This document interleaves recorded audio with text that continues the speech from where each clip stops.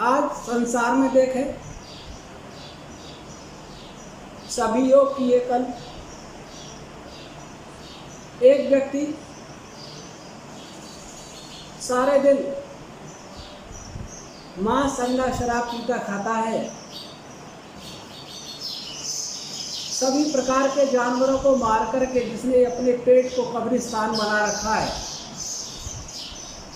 वह भी योगी कहलाया जा रहा है। विश्व में मांसाहारियों की संख्या बहुत तेजी से बढ़ रही है, अपने भारत में तो बहुत बढ़ रही है, और विश्व में इस पर कुछ जागरूकता आ रही है कि मांसाहार बंद करके शाकाहार की ओर आया जाए। फिर भी विश्व के देशों के अनुपात में देखें तो भारत में कम मांसाहारी होंगे, ऐसा मेरा विचार है। कोई अध्ययन नहीं इस विषय में। और हमारा राजस्थान भारत में सबसे कम मांसाहारी प्रांत में होंगे। हरियाणा में इसके बाद और कुछ प्रांत, उत्तर प्रदेश, मध्य प्रदेश, हिंदी भाषी में कम। दक्षिण और पूर्व में देखो तो मांसाहार बहुत है। तो जो लोग प्राणियों को दर्दनाक रीति से मार करके अपने स्वाद की पूर्ति करते हैं, वे भी योगी हैं। जिन्होंने मुर्गी के अंडा अर्थात भ्रूणों अथवा उस गंदगी को खाकर के पेट को दूषित कर लिया है, वे भी योगी हैं। जो मदिरा के नशे में चूर रहते हैं, वे भी योगी हैं। अन्य कई प्रकार के नशे जानता भी नहीं, सुने भी नहीं, उनको करने वाले भी योगी हैं। जो यौन स्वच्छंद हैं, यौन उच्छृंखलता जिनके जीवन का अंग है, जिनकी जीवन शैली है, वे भी योगी हैं। जिनके लिए वैदिक परंपराएं अथवा नैतिकता का कोई मूल्य नहीं है, वे भी योगी हैं। जो आर्थिक भ्रष्टाचार में फंसे हैं, वे भी योगी हैं। जो चोर डाकू हैं, वे भी योगी हैं। जो अंग प्रदर्शन करके भारत और दुनिया की युवा पीढ़ी को नष्ट कर रहे हैं, जिनके जीवन को नष्ट कर रहे हैं, जिनके यौवन को नष्ट कर रहे हैं, वे भी योगी हैं। जो सारे दिन झूठ बोलते हैं, ईर्ष्या द्वेष काम क्रोध अहंकार आदि में फंसे, वे भी योगी हैं। जो नाना प्रकार के आडंबर रच करके धर्म के नाम पर लूटते, वे भी योगी हैं। और जो योग के नाम पर लूट करते, वे भी योगी हैं।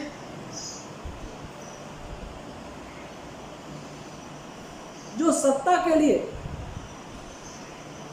कुछ भी पाप कर सकते, वे भी योगी हैं। तो प्रश्न उठता है कि योग क्या है?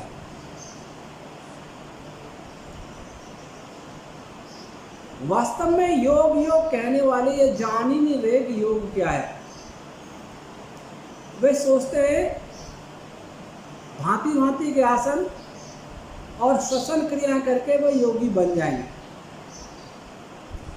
मैं मानता हूं इसका योग का महत्व इतना है कि व्यक्ति स्वस्थ रह सकता है,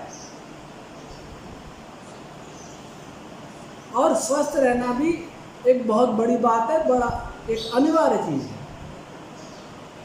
लेकिन प्रश्न यह है कि अगर मैं स्वस्थ रह करके किसी के काम ना आ सकूं, तो क्या मेरा स्वस्थ रहना उपयोगी है संसार के लिए या मेरे स्वयं के लिए? यदि मैं स्वस्थ रह के और अधिक अपराध कर सकूं और अधिक जानवरों का वध कर सकूं, तो मेरा स्वस्थ रहना क्या वास्तव में आवश्यक है? यदि चोर लुटेरे स्वस्थ रह के अधिक दिन चोरी लुटेरे डाके करें, तो क्या उपयोगी बात है? ये सारे प्रश्न दिमाग में आते हैं। तो ऐसा लगता है कि ये सारा संसार भ्रमित हो रहा है। स्वस्थ रहना अच्छी बात है, मैं ये फिर कह रहा हूं, लेकिन यदि स्वस्थ रहने वाला अपराध करेगा तो राष्ट्र और समाज विश्व के लिए और भी अधिक घातक होगा। इसलिए अच्छा व्यक्ति स्वस्थ रहे तो अच्छे काम करेगा, बुरा व्यक्ति स्वस्थ रहे तो बुरा काम करेगा। क्या कसरत को योग कहें?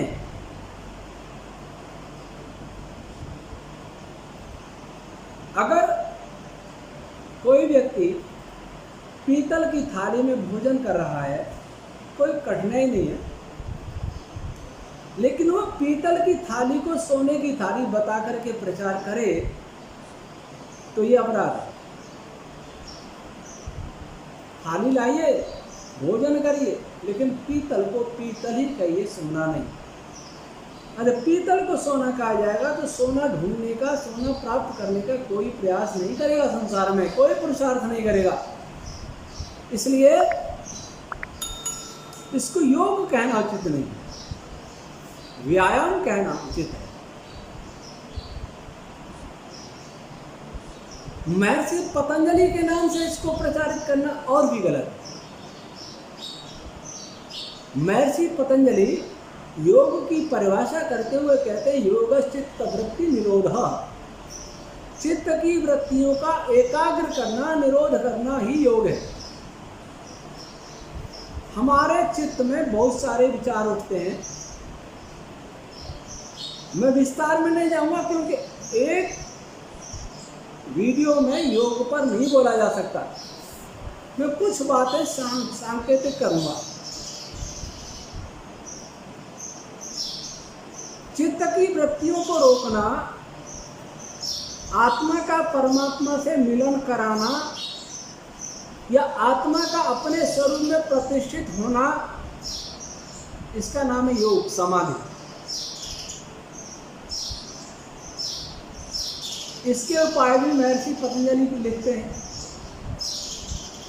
जिसकी पुष्टि महर्षि वेद व्यास जी महाराज करते हैं योग दर्शन के भाष्य में, और पुष्टि राजर्षि भोजदेव करते हैं, और पुष्टि महर्षि दयानंद जी अपने ग्रंथों में करते हैं। इसका योग का सबसे पहला जो सीढ़ी है, 8 अंग है योग के, उसके पहली सीढ़ी है यम,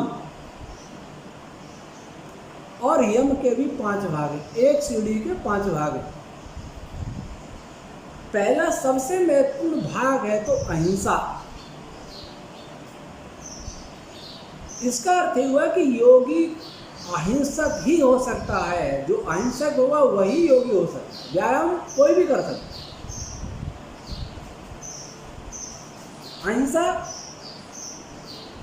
अहिंसा की परिभाषा करने में बड़े बड़े लोगों से भूल हुई। प्राय लोगों ने समझा कि मन वचन कर्म से किसी को दुख न देना अहिंसा, ये अधूरी परिभाषा है। एक पेपर वेट है, ये किसी को दुख नहीं देता, लेकिन कोई इसको फेंक करके मारे तो किसी का सिर भी फोड़ सकता है। ये अहिंसक नहीं हुआ, ये दुख नहीं देता। इसलिए महर्षि दयानंद जी अहिंसा की परिभाषा करते हुए सत्यार्थ प्रकाश में लिखते हैं, प्राणी मात्र के प्रति वैर त्याग लिखते आगे, अर्थात सबसे प्रीति करना। सबसे वैर त्याग अर्थ, इसका अर्थ है सबसे प्रीति करना। सबसे का अर्थ सबसे है, न कि केवल मनुष्यों से। आज हमारे देश में हमारे राजनेता भी अहिंसा का बहुत नाम लेते हैं। हमारा देश बुद्ध का देश है, हमारा देश ऋषियों का देश है, अहिंसा जहाँ परम धर्म है। आज दुर्भाग्य से भारत मांसाहार में आगे बढ़ने का प्रयास निरंतर कर रहा है। मोदी जी शुद्ध शाकाहारी, और सुना है पीएमओ में भी मांसाहार बंद कराया पिछले कार्यकाल में। लेकिन ये भी सुना है कि इनके समय में मांस निर्यात बढ़ता जा रहा है। तो जब हम मांस का निर्यात बढ़ाए जाएंगे, अर्थात प्राणियों की हत्या करते जाएंगे, तो क्या योग है, कहाँ अहिंसा है? योग की पहली सीढ़ी का 5वां भाग का ही हम फेल हो गए। एक मनुष्य को जब कष्ट होता है, सभी संबंधी उसके पास जाते हैं, मित्र जाते हैं, सहानुभूति दर्शाते हैं, कांटा भी लग जाए तो भी सहानुभूति दर्शाते हैं। कोई न दर्द नहीं दर्शा, सोशल मीडिया से सहानुभूति दर्शाने लग जाते हैं। यदि वही व्यक्ति अपने सारे जीवन मांस खाता रहा, अंडे खाता रहा, हजारों जानवरों को मार के खा गया, उन बेचारे निरीह जानवरों के प्रति किसी की कोई सहानुभूति नहीं। कोई नहीं देखता कि इसने सारे जीवन में कितना पाप किया था। उसको देखेंगे, इसको बीपी बढ़ रहा है, इसको डायबिटीज हो रहा है, इसको हार्ट अटैक हो गया, ऐसा हुआ वैसा हुआ। उसके साथ कितने प्राणियों के वध का पाप है, कोई नहीं सोचता। मनुष्य चाहता है कि मैं ही धरती का राजा हूं, मुझे ही जीने का अधिकार है। ये सबसे बड़ा अपराध है। सबसे बड़ा कष्ट किसी को कोई होता है तो मृत्यु का कष्ट होता है। मरने से सभी डरते, मृत्यु का दुख सबसे बड़ा दुख है। वो दुख जब हमें दुख लगता है तो दूसरे प्राणियों को भी दुख लगता होगा। उनमें हमारे जैसा आत्मा है, उनको मारते हैं, उसके लिए कोई चिंता नहीं। मार के खा के और कपाल भाती, अनुलोम विलोम, आसन, प्राणायाम, ये बन गए योगी। योगी बनने में लगता क्या है? झूठ बोलना छोड़ना नहीं, हिंसा क्रूरता छोड़नी नहीं, दुराचार छोड़ना नहीं, भ्रष्टाचार छोड़ना नहीं। योगी बनने में लगता क्या? आधा घंटा बैठ जाओ आंख बंद करके। तो जब तक हमारी प्राणी मात्र के प्रति प्रीति नहीं जगेगी, हमने सोचा हम दूसरे प्राणियों के लिए क्या करते हैं। एक धनी व्यक्ति गरीब के लिए क्या कर सकता है? एक धनी व्यक्ति अपने यहाँ जो कर्मचारी है उसको कितना वेतन देता है, उसको कितना सुखी रख पाता है, वो अच्छे कपड़े पहन ले, हमको कितना अच्छा, उसको कितना अच्छा लगता है। अच्छा लगता है या ये लगता है कि मेरा कर्मचारी अच्छे कपड़े क्यों पहन रहा है, कहाँ से ला रहा है इतने पैसे? ऐसा तो नहीं लगता कि ये संवेदना जब तक मरी है, जब तक योगी होने का सपना देखना भी मूर्खता है। तो सबसे पहला अहिंसा। दूसरे के दर्द से हमें दर्द अनुभव हो। महर्षि दयानंद जी महाराज कहते हैं मनुष्य कौन कहलाता है? जो अपने आत्मा के समान दूसरे के दुख को अपना दुख माने, दूसरे के सुख को अपना सुख माने, वो है मनुष्य। और भी आगे लिखा है, अब मनुष्य नहीं बने तो योगी कहाँ से बनेंगे? पशु योगी नहीं बनता है, मनुष्य बन सकता है। तो मनुष्य बनने के लिए दो चीज चाहिए, अपने दूसरे के सुख में अपन सुख अनुभव करें, दूसरे के दुख में अपन दुख अनुभव करें। ऐसा कहाँ होता है? यदि ऐसा हो जाए तो संसार हो से रक्तपात मिट जाए, मांस अंडा खाना बंद हो जाए, कोई किसी का वध न करे। उसके बाद आता है अहिंसा, सत्य। मन वचन कर्म से सत्य ही बोलना। जैसा आत्मा में वैसा मन में, जैसा मन में वैसा वाणी में, वाणी में वैसा कर्म में हुआ है सत्य। क्या सोचा? हम ऐसा करते हैं? हम बोलने से पहले सोचते हैं कौन सुन रहा है। किसी के बारे में बात करते हैं, वो देखते हैं, फिर इधर उधर कोई आ तो नहीं रहा है, वो आ तो नहीं गया है। क्यों डर लग रहा है? क्योंकि हम मिथ्या भाषण कर रहे होते हैं। मिथ्या भाषण करना नहीं, सत्यात परो धर्म। अहिंसा के लिए भी कहा अहिंसा परमो धर्म। और भगवान श्री राम कहते हैं रामायण में, सत्यमेव ईश्वरो लोके सत्य सत्यमेव शरणों के, ये सत्य ही इस संसार में ईश्वर है। मैं सत्यात परो धर्म नाम पातकम परम, सत्य से बढ़कर कोई धर्म नहीं है, सत्य से बढ़ के कोई पाप नहीं। हम सभी अपने अंदर झांक के देखें, क्या हम वास्तव में सत्य का पालन करते हैं या दिखावे की जिंदगी जीते हैं? ऐसा तो नहीं हमारे आत्मा में कुछ है, मन में कुछ है, वाणी में कुछ है, कर्म में कुछ है, तब अपने को योगी बनने का भ्रम न पालें। व्यायाम करें, स्वस्थ रहें, तंदुरुस्त रहें।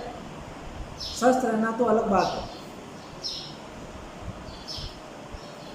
सत्य, एक सत्य व्यक्ति अपने जीवन में अपना ले तो कई पापों से दूर हो सकता है।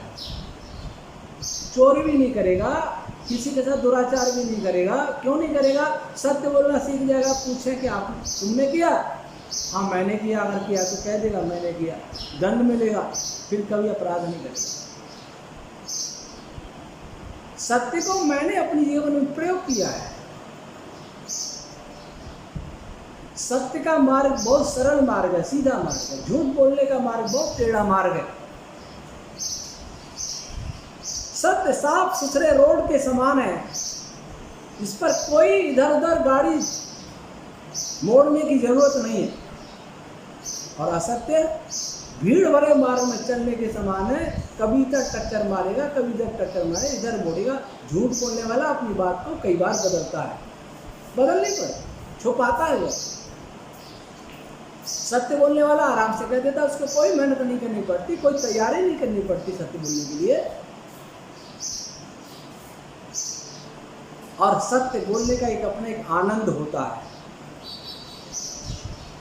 झूठ अपने अंदर भय पैदा करता है, लज्जा पैदा करता है। लेकिन हाँ यह भी है कि कुछ लोग निर्लज्जता से झूठ बोलते हैं, निर्भय होकर झूठ बोलते हैं। उनके झूठ को परमात्मा देखता है। किसी से बच सकते हैं, ईश्वर से कोई नहीं बच सकता। जो रात है, कोई व्यापार के नाम पर झूठ बोलता है, कोई धर्म के नाम पर झूठता है, कोई सत्य के नाम पर झूठ बोलता है। मैंने किसी ने सुना था कि डॉक्टर संपूर्णानंद जी से किसी ने पूछा कि यह देश सत्यवादी राजा हरिश्चंद्र जी का है, तो भी इसमें झूठे क्यों हैं इतने लोग, झूठी क्यों बोला जाता है हमारे देश में? उन्होंने कहा कि इसलिए झूठ बोला जाता है कि सत्यवादी हरिश्चंद्र की कहानियों में भी झूठ मिला करके बोली गई, सत्य में भी झूठ मिला के बोला गया, इसलिए सत्य का प्रचार नहीं हो पाया। धर्म के नाम पर जो बोला जा रहा है, किया जा रहा है, कितना झूठ हो रहा है इसमें कोई नहीं सोचता। महर्षि आनंद कहते हैं हमारा आत्मा सत्य और असत्य को जानने वाला है, लेकिन अविद्या के कारण, हठ के कारण, दुराग्रह के कारण, अपने प्रयोजन की सिद्धि, स्वार्थ के कारण व्यक्ति असत्य की ओर झुक जाता है। इन सब से बचे और सत्य मार्ग पर ही चले, तब वो योग के पहली सीढ़ी के दूसरे अंश को प्राप्त कर सकता है।